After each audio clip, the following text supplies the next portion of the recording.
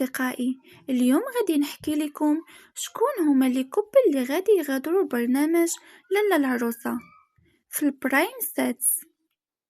فلي كوبل اللي غادي يغادرونا كوبل شعبي، كوبل اللي اكتسب حب المغاربة ليهم، كوبل مواتين بعضياتهم، كوبل متجانس واللي ما بغيناهمش يغادروا البرنامج.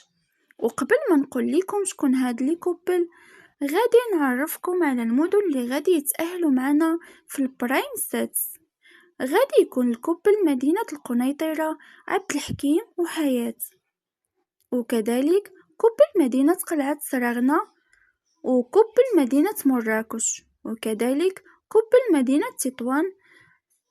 فواحد من هاد اللي كوبل غادي يغادرنا، وهذا هو قانون المسابقة، ضروري من الإقصائيات باش في النهاية واحد يفوز باللقب. فالكوبل اللي غادي يغادرنا هو كوبل مدينة القنيطرة، عبد الحكيم وحياة.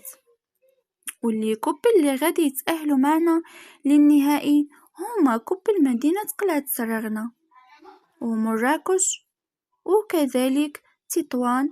لأول مرة في برنامج لالا العروسة كيتأهلوا 3 ديال لي كوبل في عوض 2 لي كوبل في البرايم النهائي. وهذا التغيير ديالو هو ساروت الرجعة اللي كانت حصلت عليه مدينة برشيد في البرايم الثالث.